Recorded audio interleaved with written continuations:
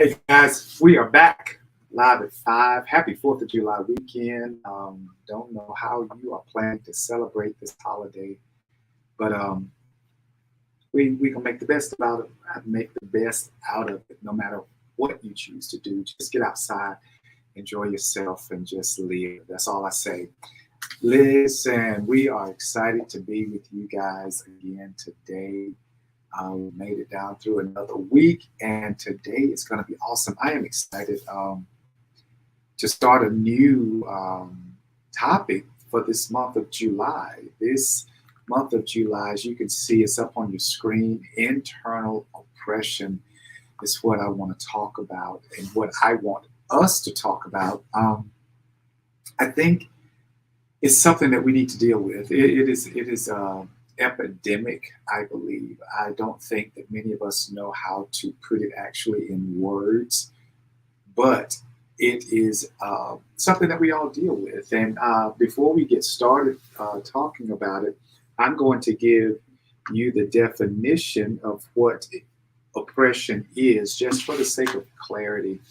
It's prolonged, cruel, or unjust treatment, or mental pressure or distress. I really want to spend our time together today with the latter definition, talking about mental pressure or distress. So we're talking about internal pressure or distress as it relates to us mentally. Ironically enough, this is supposed to be our Day of Independence that we're celebrating. And oppression means that you're bound or restricted, having this mental distress. And I feel like that it all just sort of kind of ties in together. My hope and my aim for us talking about this is that for the month of July, you identify the things that are oppressing you internally. Now, we're not talking about external oppression, because that's a real thing too.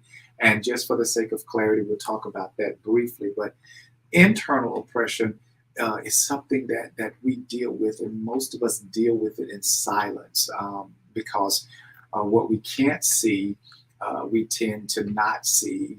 And when we don't see it, we pretend like it isn't there. So we have learned how to mask it, masquerade it. We've learned how to deal with it or whatever. But we're going to spend time talking about that. So get your thinking caps on. I want you to share, get your little fingers ready to type or text, because I want to talk about that. I want us to talk about that for a little bit today. At the end of the show, I've got some exciting news that I am going to share with you guys. I've been telling you for the last 2 or 3 weeks that I've got something that I want to share with you. And today is the day. Today is the day. Today is the day that we're going to share it with you. But we're going to wait till the end of the show, okay?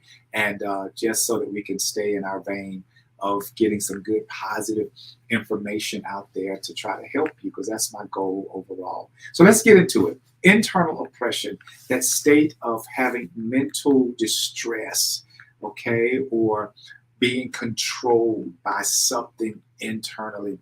But I guess the best way to do it is let's talk about the external oppressors that we deal with every day. We have external oppressors on our jobs, in our homes. We talk about finances, if we use that for an example, because everybody deals with that on some level or another. But when you are having financial oppression, you think about the debt, and it's the debt that sort of kind of controls you, that weighs you down, that don't allow you to just bloom and blossom and be you in the most effective way. So if you have a form of sickness, it is that sickness, that disease that you're dealing with, it becomes an oppressor. So those things are external. You can see them on people, some people, as it relates to sickness and whatever, but those are external oppressors. So with that being said, the internal oppressors, those things that messes with us mentally, that keeps us restricted and keeps us bound and in distress.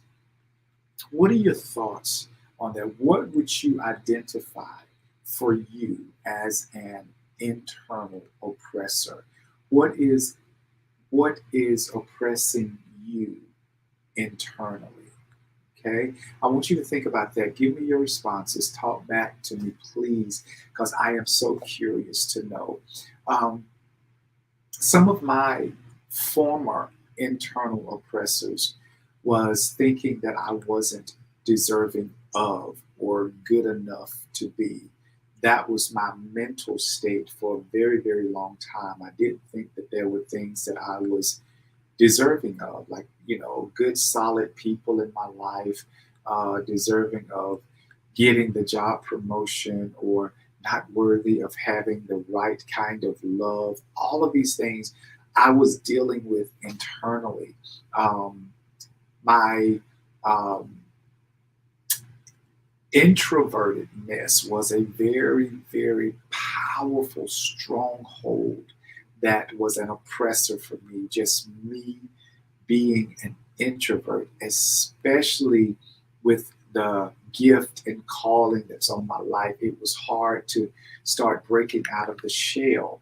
But I allowed those things to keep me or to hinder me from moving forward at a good rate. I kept moving forward uh, just by the grace of God. I kept moving forward, but I wasn't moving forward at the rate that I thought that I could and or should because I allowed those internal oppressors to grab me and hold on to me. So me being an introvert, that was one internal oppressor for me not feeling good enough or worthy enough. Those were a couple of others. So what are some of your internal oppressors that kept you feeling restricted? It didn't allow you to blossom or bloom in your respective places. So share that with me, and let's talk about it because I want to help you get through yours. We want to use this month to break down and break through those internal oppressors because the fact of the matter is the internal oppressors are even more difficult and more powerful than the external ones. You can find another job, you can find someone else to hang with, you can find something to do. But when you have to deal with something internally, as you move, it moves. When you go, it goes because it's on the inside of you.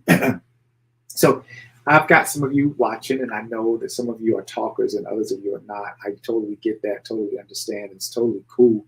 But for those of you that are my talkers and engage with me often, let me hear from you. What are some of your internal oppressors, things that you feel like that are on the inside of you that hinder you from moving forward, that hinder you and hold you back from experiencing the kind of life that you long for?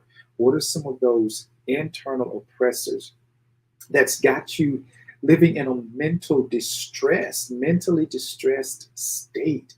Like that there's more for you. You know that uh, there's more. That you know that there's something else out there, but it's something on the inside that's holding you back. When you can identify that, when you can get a grab hold to that, then you're able to remove it out of your life and you're able to move forward. Catherine says, one thing that I feel like is restricting me is feeling like I continue to fail in life no matter what I do to try to move forward, to do better. Well, my suggestion is you got to identify that feeling. What is causing that feeling to happen in your life? That feeling of failure, that feeling of not moving forward is something that's creating that feeling. One of the things that I can probably suggest is that when things happen, it doesn't have to be a failure. It can just be a detour. It's telling you that you're not on the right path. It's telling you that you're not headed in the right direction. So it's not a failure. It's simply God's way of saying, oops, it's time to redirect. This is not what I have for you. I'm not going to put a stamp of approval on it because this is not the direction that I want you to go in. So I really don't think that there are too many failures that any of us experience. I think we experience redirects. Uh, you really can't help but to be successful when you have that perspective, because there are times when it looks like things are falling apart, but there's simply a divine redirect for your life. So that's my take on that, Catherine. I hope that helps. But others of you, let me know your thoughts, because I feel like this internal oppression thing is something that we all deal with.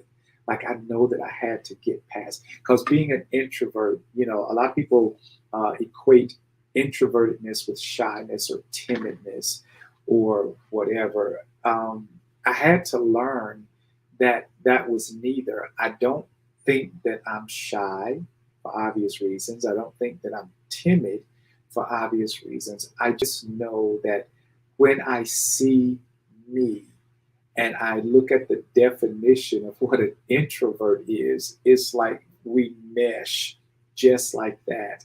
Um, so I know that I am an introvert. I don't consider myself as being shy or timid, but I know that I am an introvert. It's the people thing that keeps me. So once I had to break through that mindset of calling myself an introvert and taking the courage and the power back to say, you know what, this may be a description of me. This may help me understand who I am a little bit better, but it doesn't have to define me. And I think that that's the difference. We can identify with certain character traits. We can identify with certain psychological traits, but it don't have to define us. It really doesn't have to make us who we are. Because, there are a lot of introverts that really won't step outside of their box for anything.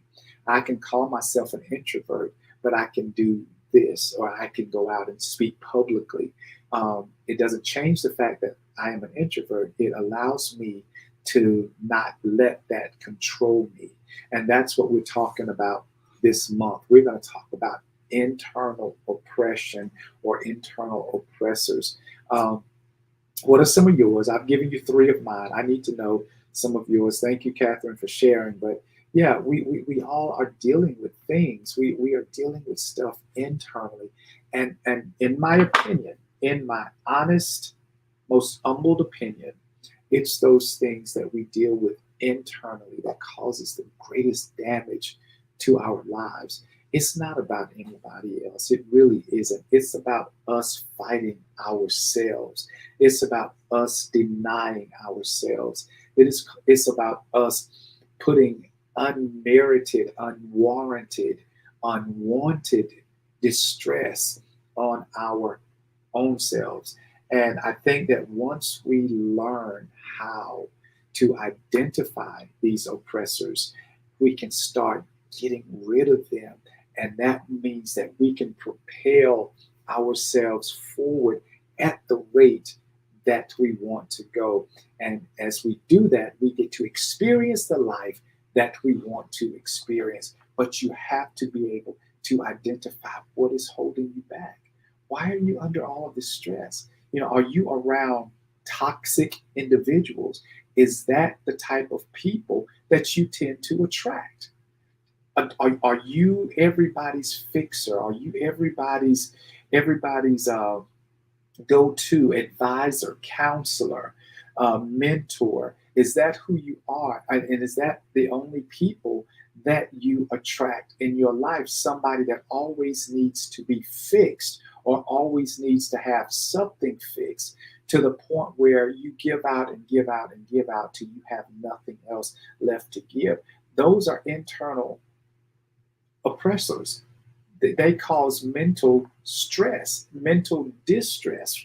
And until you identify, okay, I know how to fix people. I know how to talk to people. I know how to mentor people.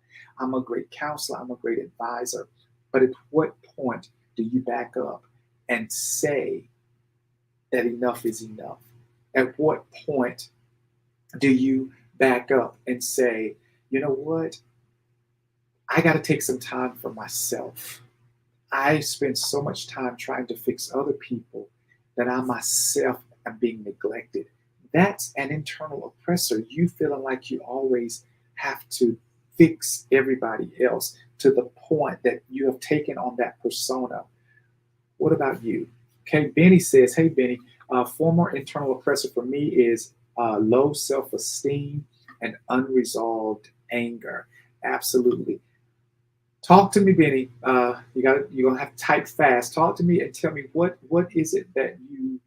First of all, thank you for sharing, and that's identifying what that is.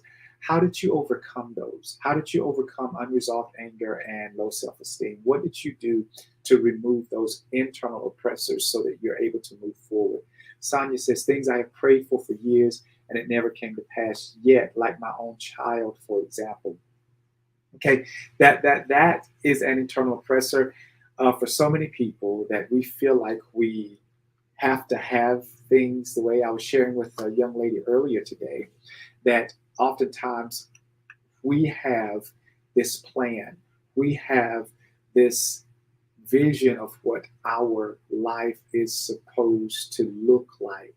So much so that when it doesn't turn out that way, we feel like we've missed the mark. We feel like that we have messed up or failed or whatever. I am a firm believer, by every stretch of the imagination, that there are things that we say that we want, we hope for, but are just not a part of our journey. And I think that that's okay. I think that we have to be okay with just accepting our journey and being okay with it and not beating ourselves up over it, especially when there are multiple attempts to make things happen, when there are several tries and all things still lead down a road that's contrary to what we think, the road that we think we ought to be on. I think at some point in our lives, we just have to be okay that this is the journey that we chose to come here to live. And it's okay. We don't have to fit in the status quo. We don't have to fit into the social norms. We simply just have to accept the journey that we are here to live. I hope that helps. Benny says, for both acknowledging them and seeking coaching, counseling, teaching, etc., then applying, or the application of action results, walking in the reality of who I really am and living it.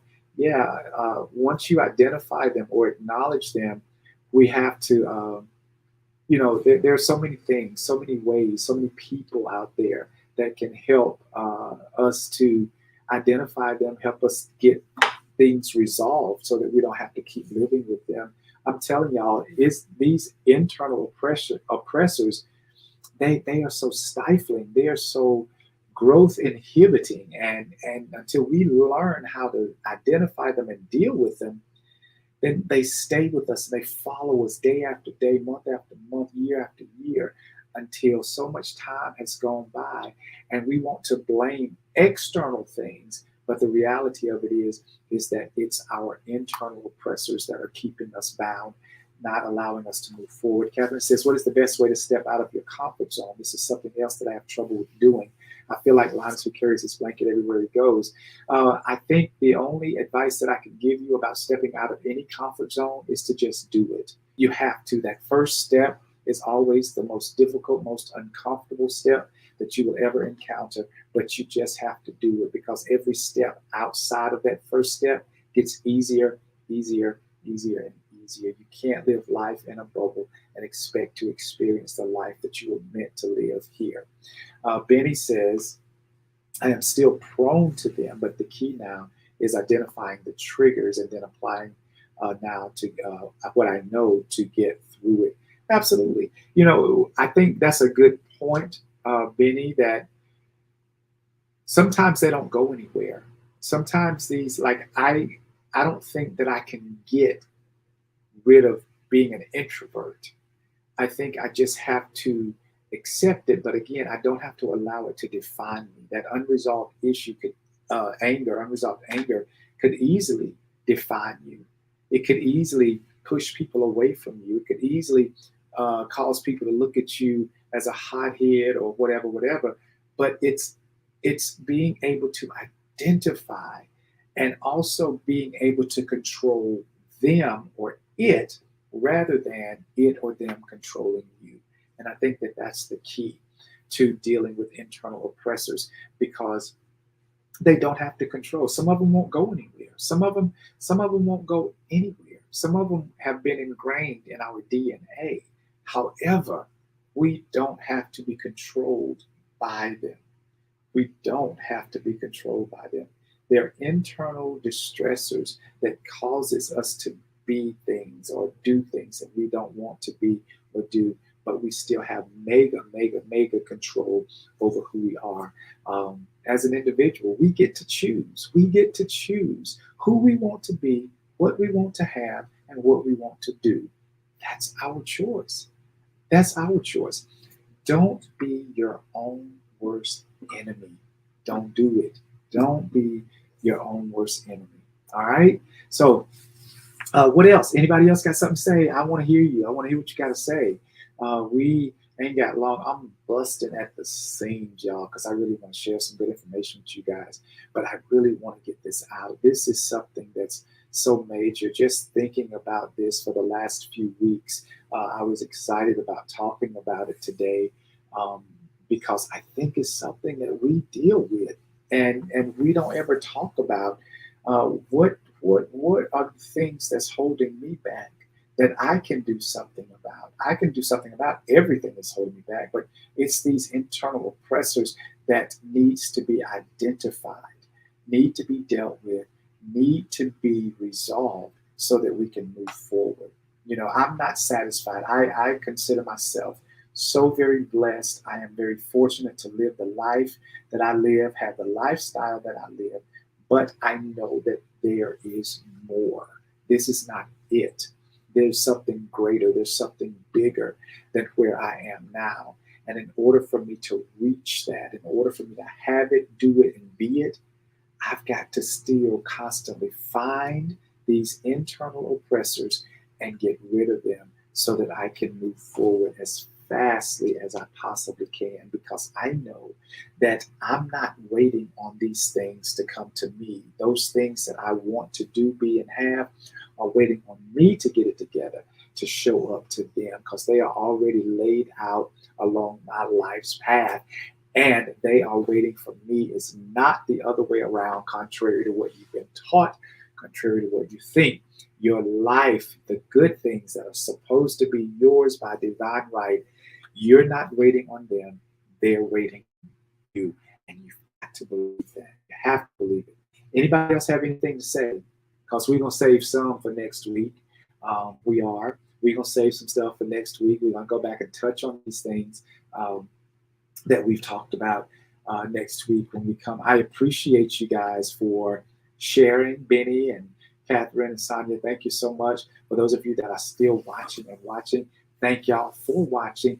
Thank you for listening, because I hope that you're getting something out of our topics that we come up with every month. We're dealing with some great things that's going to help change the trajectory of your life, of my life, of our lives. So here is the news. Guess what? All right, let's put it up on the screen so they can see.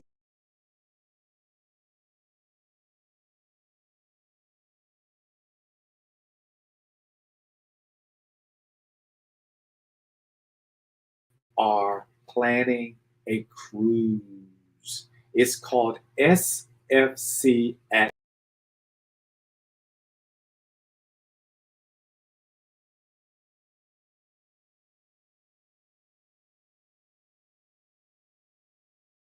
But we're still going to have loads and loads and loads of fun. I need for you to go to the Facebook page for SFC Defined, or my personal page of Facebook. DM me your email address, because we can send you relevant information as it relates to this cruise. We are trying to go, we're having some little technical difficulty right now, but we're going to get it together. We are trying, the cruise has been scheduled for March 2020.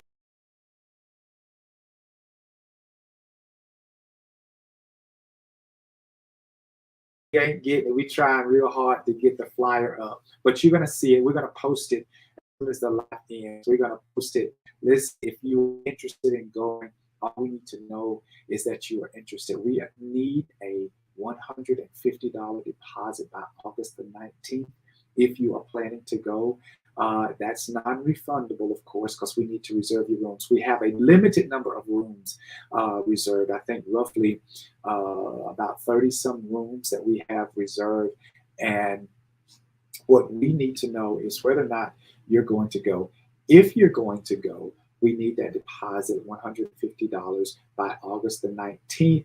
And the trip has to be paid for in full by December the 26th. I know that that goes right into the holiday, but this was set up by, the cruise line and our travel agent. So I need for you to let me know. So go DM SFC Facebook page, or you can do mine, Corey Graves Facebook page, and we can do it. Let me get the details. It's posted now. It's posted. All right, you guys, it's posted now. Look at the flyer.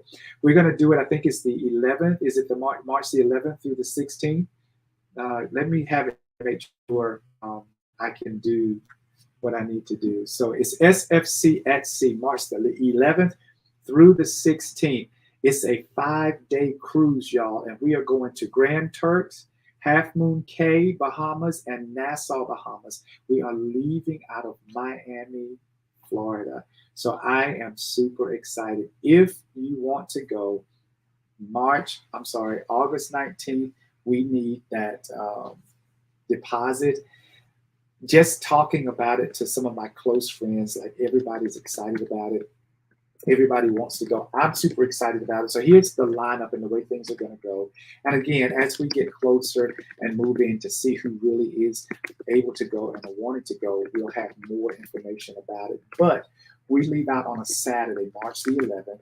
On that Sunday, that's our only day that we are at sea. Everything else, we are off the boat, having fun, laughing, beaching it up, just having a ball.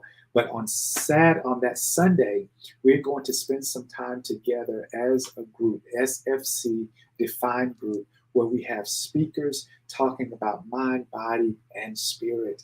Guys, I am so excited. We got some good speakers that we're going to have come in, talk to us. I will be a speaker, of course. Then we've got somebody else, other people coming in.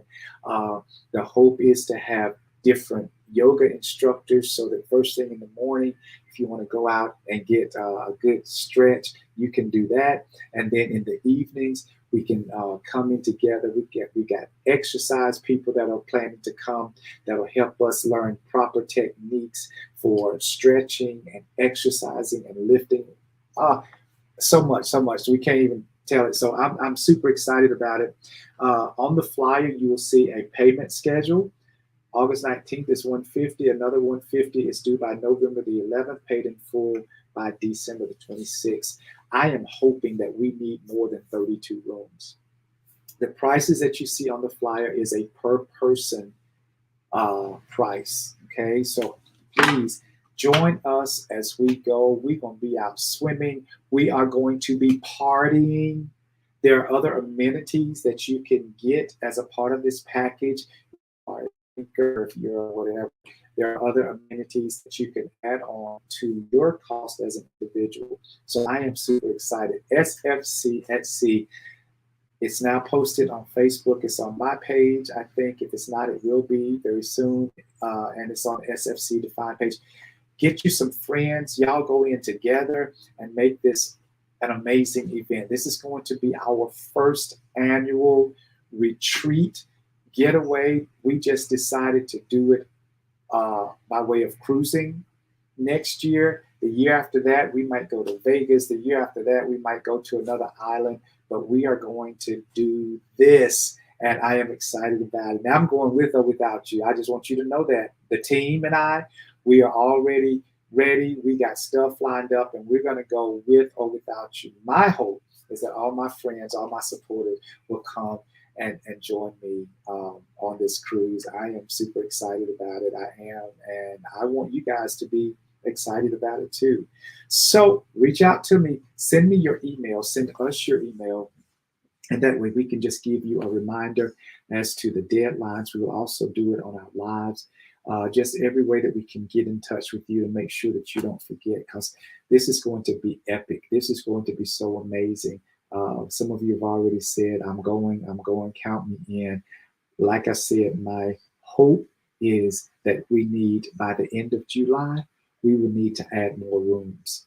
And we need to make sure we know in time so that we can let the cruise liner know, and we are able to reserve and keep those rooms climbing until we have to get 100 rooms, which means that we'll have roughly anywhere between 200 and plus people. That's what our goal is, to at least have 100 people join us on this first epic retreat. SFC is going to be at sea, y'all. It really is going to be. It's going to be epic.